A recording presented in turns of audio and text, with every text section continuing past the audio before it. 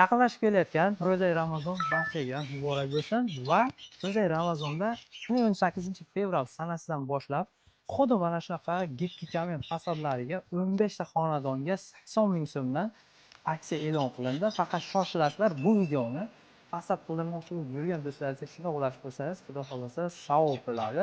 10 ming so'mdan bo'lsa ham narxlarni arzonga qildirsak 200 kvadratdan 2 million degan.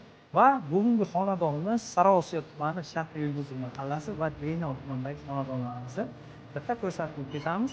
Ma'lum narsa bilan like bosib, videoni shundoq eslatib qo'yasiz.